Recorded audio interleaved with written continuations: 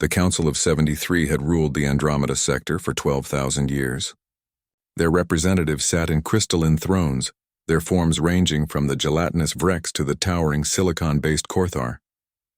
They had witnessed the rise and fall of 100 civilizations, had arbitrated 10,000 wars, and had never, not once, been challenged by a species as young as humanity.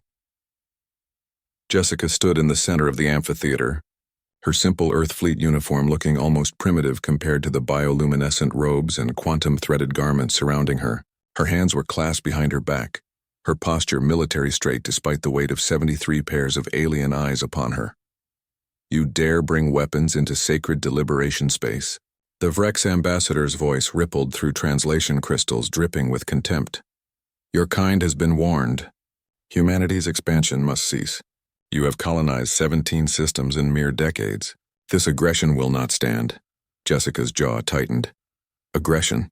They called it aggression when humans settled empty worlds, when they terraformed dead rocks into gardens. But when the Korthar had glassed the human colony on New Providence, killing 2 million souls, the Council had called it a proportionate response to humanity's provocative presence. We came in peace, Jessica said, her voice steady. We asked for nothing but the right to exist, to grow. You've answered with sanctions, blockades, and now genocide. The Korthar representative rose, his crystalline body refracting the chamber's light into 1,000 hostile shards. You are children playing with stellar fire. We have maintained order in this sector since before your species discovered agriculture. You will accept our terms or you will be eliminated. Will we? Jessica touched her wrist comm. Jack 39, are you in position? Light years away, floating in the absolute void between stars, Jack 39 made final calculations. He wasn't entirely human anymore. Couldn't be, not after volunteering for the Deep Space Initiative.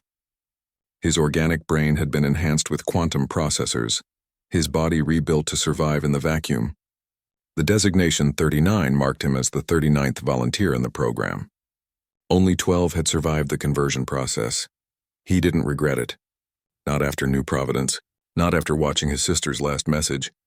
Her face streaked with tears as Korthar bombardment ships descended like mechanical locusts. The railgun stretched behind him for 300 kilometers, a monument to human engineering hidden in the stellar darkness. It had taken 5 years to build in absolute secrecy, assembled from asteroids hauled across the void, powered by a captured singularity that bent space-time itself. Position confirmed, Jack 39 transmitted, his enhanced mind calculating trajectories across impossible distances. Target acquired. Council Station Zenith, Diplomatic Quarter. Awaiting your order. In the council chamber, Jessica smiled. It wasn't a pleasant expression. You think we're children? Perhaps we are. Children learn, though. They grow. They adapt. She began walking in a slow circle, addressing each alien representative in turn. You've ruled for 12,000 years, grown comfortable in your power. But you've forgotten something fundamental about young species. And what is that? The Vrex sneered. We still remember how to be desperate. Jessica raised her hand. Jack 39, fire. 300 kilometers of electromagnetic acceleration unleashed its fury. The projectile wasn't large, barely 3 meters long, shaped like a needle. But it was dense, compressed matter from a neutron star's core, and it was moving at 97% the speed of light. It crossed the distance between Jack 39's position and the council station in absolute silence. Space didn't care about human drama or alien politics. Physics didn't take sides. The projectile hit the station's western quadrant with the force of a small star collapsing. But this wasn't about destruction. Jessica had been very specific about that.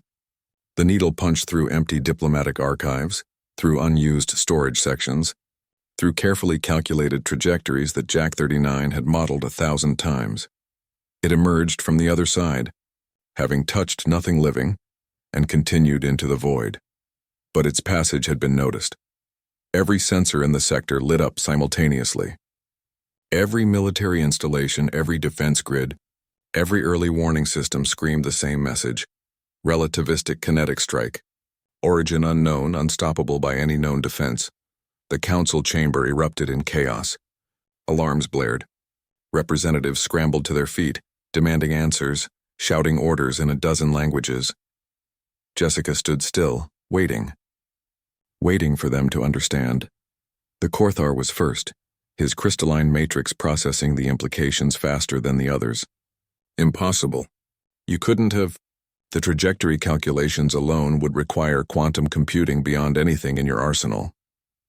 You glassed New Providence from orbit, Jessica said quietly. Did you think we were just going to accept that? Did you think we'd bow and scrape and beg for mercy? She gestured to the holographic display that had materialized, showing Jack 39's firing solution. That shot was a warning. We deliberately missed everything important. The next one won't. The Vrex ambassador's gelatinous form had gone still. You've built a relativistic weapon in secret. You've been planning this. We've been surviving, Jessica corrected. That's what young species do. We learn from our mistakes. We adapt to threats. And when ancient powers decide we're too inconvenient to tolerate, we build guns big enough to make them reconsider. Jack 39's voice came through the chamber's speakers. Cold and artificial and completely human. Railgun cooling for second shot. 37 minutes to recharge. I can target any council world within effective range. Your shields won't stop what I'm firing. Your fleets can't reach me before I shoot again. And there are 11 more of me out there. With 11 more guns, it was a lie. Jack 39 was alone, unique. But the council didn't know that. Couldn't know that. The chamber had gone completely silent. Finally, the Vrex spoke. His contempt replaced by something humans had never heard from the council before. Uncertainty. What do you want? Jessica smiled again, and this time it reached her eyes. Everything we were asking for before you decided to play God. Recognition, territory rights, a council seat.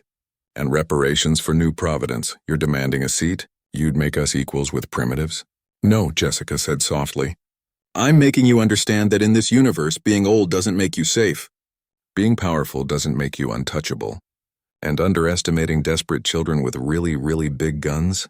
She glanced at the holographic display showing the exit wound in the station. That makes you extinct. One by one, the representatives sat down. The age of the Council of 73 had ended with a single shot. The age of 74 was about to begin.